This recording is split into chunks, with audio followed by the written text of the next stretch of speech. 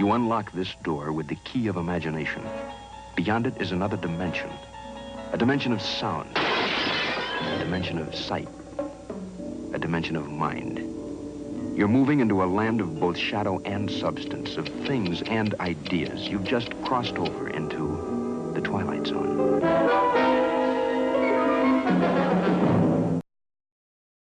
The hour hand of a clock goes in a sinusoidal function. It can be graphed using cosine, and the period repeats every 12 hours once the clock makes one full rotation. First, we measured from the bottom of the door to the bottom of the clock, which we found was 87 inches. Then we measured the length of the position of the hour hand clock every half an hour, and we added that plus the 87 inches to get the total height.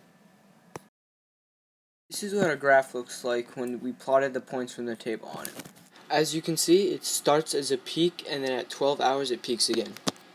In order to correctly graph time, you would have to convert the hours and minutes into decimals. For example, 6:30 is 6.5, 6:15 is 6.25, and 6:45 is 6.75. This is what it looks like if you connected all the dots.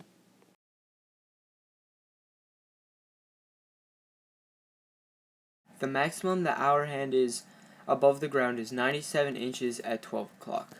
The minimum is 88.25 at 6 o'clock. The period is 12 because a clock repeats its cycle in 12 hours.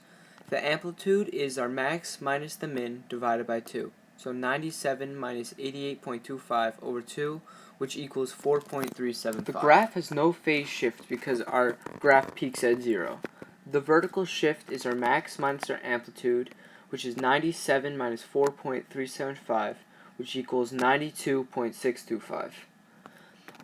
Our function for our graph is y equals a cos bx plus d. There is no c because the phase shift is non-existent. Our a, or our amplitude, is 4.375. Our b is 2 pi over b equals 12, which is pi over 6. And our d is 92.625. So our final equation is y equals 4.375 cos pi over 6x plus 92.625.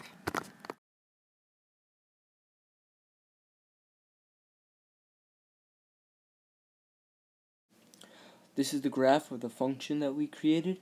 The time is the x-axis and the position is the y-axis. This picture shows the difference between the actual collected data and the function that we graphed. The graph is in blue and the actual data points are in the dots.